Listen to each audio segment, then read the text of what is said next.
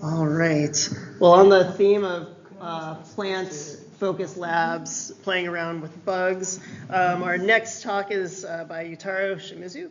So Yutaro was our 2024 Von Jordan intern until his internship was cut short and he was promoted to a seasonal research assistant a couple of months ago.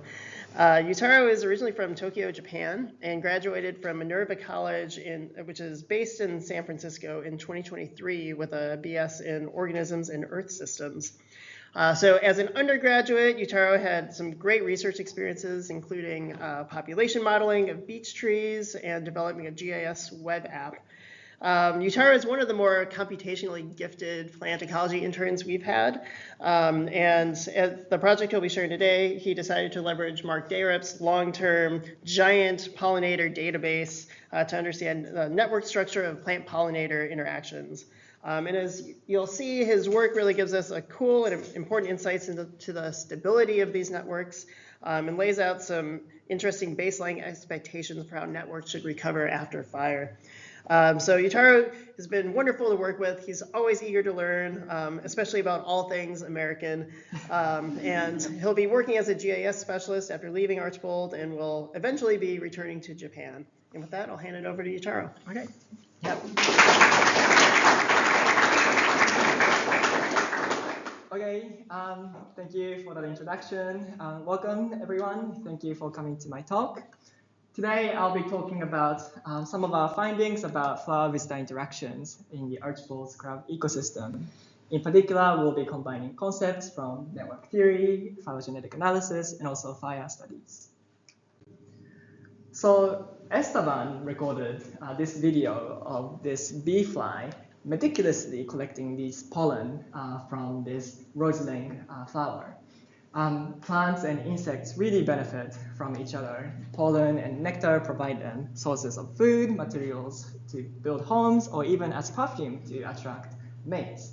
And plants in return receive the service of them having increased chances of fertilization and ultimately spreading their genetic information.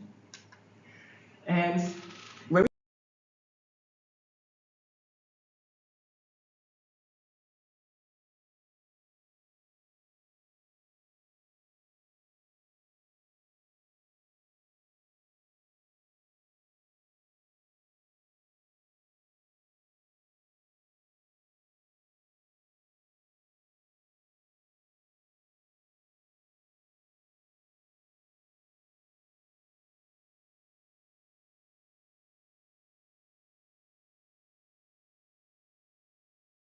we go outside and look in this ecosystem, we find that some species are specialists and others are generalists. Like this native, like this sweat bee has this select set of plants that they are interacting with, whereas these bumblebees are really good at collecting resources from all kinds of plants. And likewise for plants, we see some plants are generalists and they get flocked by so many insects.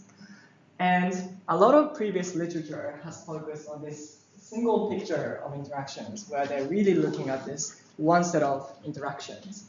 But it's really important to look at all these set of interactions because in the community, it's these hundreds of species that are making up the community, and how they are forming interactions is not at all trivial.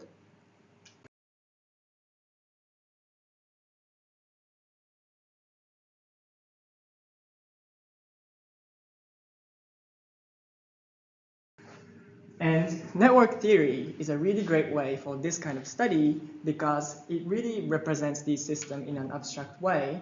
So we can really focus our analysis on these key patterns that are coming up from this data set. So with this in mind, I have 3 steps into this project. First one, we looked at the network structure of these interactions.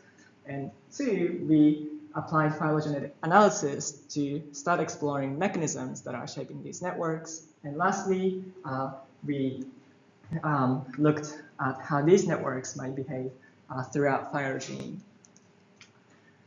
So for the network structure, we used Mark's 40-year data set where Mark and his colleagues were going all across this Archibald's 21,000 acres of land, and they would be looking around this community until they find these insects visiting plants. And whenever Mark and his colleagues found this interaction, they would mark this plant species that are hosting these insects. And then they would pause for a moment and then use the trap to collect these insects. And then if they are too small, they would bring it under this microscope to ID these species. So what this led to ultimately is this very rich longitudinal data set where this column is marking insect species and this one is marking plant species, and each row is a single observation of this particular interaction between these two species. And oftentimes they would have these IDs associated with them, so you can actually get that specimen from Mark's lab. So for our analysis, we were interested in just these two sets of two columns about this insects and plants. And then for some interactions, they are more frequently observed. So we would remove those duplicates and just focus on these unique interactions. And that gave us over 400 bees, wasps, and fly species, and over 200 plant species, and over 3,000 unique interactions. And we can graph this number of unique interactions to really start analyzing how the communities are forming. So that graph looks like this.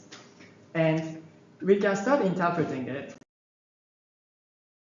by looking at the analysis. So for the x-axis, we have the number of connections or interactions. So closer to the origin, it's just a single interaction. But as we move along the x-axis, we reach like 100 interactions. So the generalists get mapped here, and the specialists get mapped to the left side of the graph.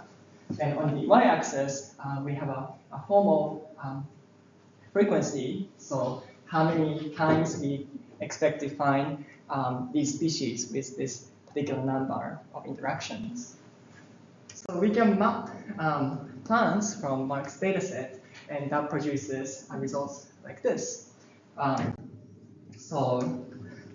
We have like ilex gallberries and saw palmettos being some of the rare generalists in this community, and we have like liatrix flowers and hog plants that have moderate connections, and some crocus bugs that don't get as visited by these insects. And we can fit these key three trends in these network studies. So the red line is very representative of many real-world systems marked by proportionately more number of hubs. So if you are more generalist, this red line would fit really well. But many ecological networks tend to follow these blue or orange patterns marked by much fewer generalists and more dominance of more species with moderate connections. And we can do the same for the insects and get a very similar pattern. So quick takeaway from this analysis is that one, it's really these species with moderate connections that are making up this community. And two, there are not as many generalists in this community. And this is very typical of ecological networks we find in different literature. Next, we can look at what specialists are interacting, whether specialists are interacting with generalists or whether they are interacting with specialists. And we can really get at this by looking at what's called stability of this community by simulating its theoretical extinctions. So if we So if the specialists are interacting with specialists and generalists are interacting with generalists, when we start removing these plant species, we expect that this community to really go extinct quickly because the specialists can't find other interactions to switch their sources. But if we think if the specialists are interacting with, if the plant specialists are interacting with insect generalists, and if the plant generalists are interacting with insect specialists, we expect to find that this community can keep its stability because even if the specialists are gone, the generalists can refer to other plants to still interact. So by looking at this shape of the graph, we can really analyze how these interactions are forming. So this is the result we got for the actual simulation of extinction on over Mark's dataset. So when we start removing plants with least connections, so when we start removing specialists first, we see that there are not as much extinction happening for this insect community. So it's until this last step of this removal that the community really starts going on extinction. And when we remove these plants with most connections first, so when we remove generalists first, we really see that the extinction rate is high and the community starts collapsing fast. We can also randomly remove these plant species with respect to specialists or generalists, and we actually find that the communities are really stable against that kind of disturbance. So takeaway from this graph is that these the flower-vista interactions in the archipelago ecosystem is really asymmetric. The specialists seem to be interacting more with generalists, and the generalists seem to be interacting more with specialists. And another implication is that many real-world disturbance follows this orange trend because real-world disturbance doesn't favor specialists or generalists. They can remove, like fire can remove both either specialists or generalists. And we see that the graph, that the community is really doesn't go start climbing up until majority of the species is removed. So this gets potentially one reason this community can survive across this disturbance is because these disturbance doesn't target specialists or generalists. So next, we can apply phylogenetic analysis to see what mechanisms are shaping these present-day networks. And we chose phylogeny to explore whether evolutionary history can explain how these networks are forming. So we have this phylogenetic tree that's covering like 30,000 species. And out of that, we can select the plant species that appear in Mark's dataset, and then we can match that to traits of interest. So for our case, we are interested in the number of connections these plants have. And if the tree structure and these traits distribution don't match, that suggests that evolutionary history doesn't really explain how these traits are distributed today. But if we see patterns like this, where each clade has very shared trait value, that suggests evolution can really explain what we are seeing in these traits. So this is what it actually looked like for our data set. So the inner tree indicates the phylogenetic tree of our data set, and these bars represent the number of interactions. And this is the label for each species. And when we zoom in to a particular clade, we really find that even for ilex strawberries, the number of interactions is very variant all across this clade. And we can run statistical tests to see the association between the tree structure and the number of interactions, and find that there's not a significant phylogenetic signal. So that suggests that evolutionary history doesn't really explain how the networks forming today, and implies that other factors are in play. Some of those factors could be like environmental disturbance, like fire, downpour, or extreme heat that are constantly reshuffling these networks. So lastly, we predicted how these networks behave across fire regime. So Florida's scrub is great for real-world network analysis because the theoretical simulation of extinction, when we randomly remove species or add species, that's really difficult to implement in the real world. It's just not ethical to remove species. Whereas in Florida, removal of species is happening all the time, and it's a natural part of the system.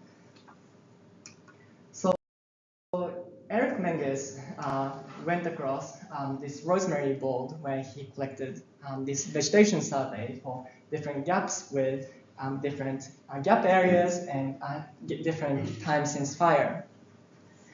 And we can substitute Mark's network dataset into this plant survey because Eric Menges just had this half of the picture having these plants, and we can, based on that, we can predict what kind of network we might find for different gaps.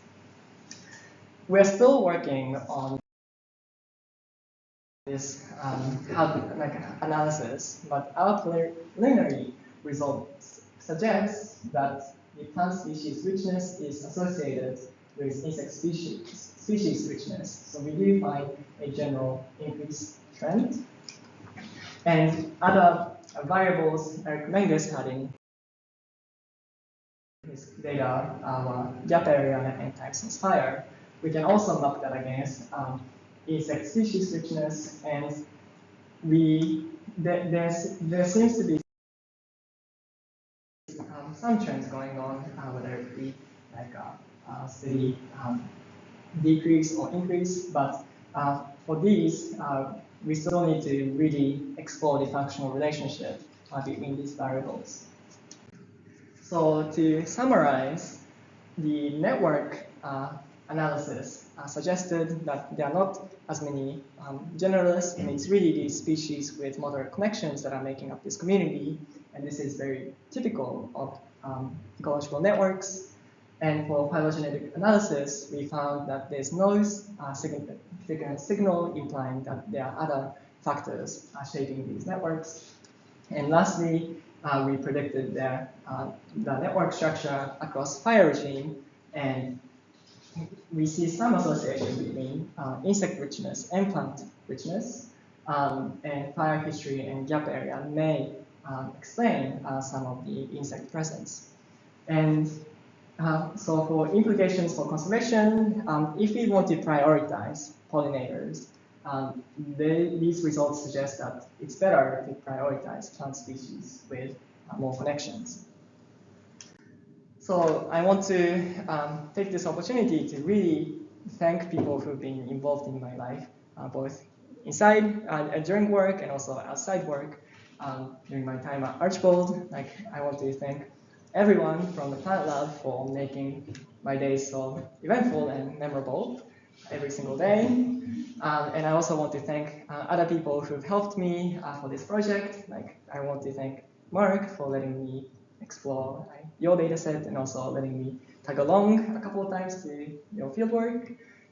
Joe also helped me get some references, and Zach and Katie and Dustin also helped me reach out to local pollinator people, gardeners, to share some of these insights. I also want to, as I'm leaving Archbold, I also want to thank everyone other people who've been involved in my time here, interns, and also Archibald staff like Laura for helping set up this intern seminar, and also the One Jordan Foundation. Yeah, with that, I'd love to hear your questions and some feedback you might have for me.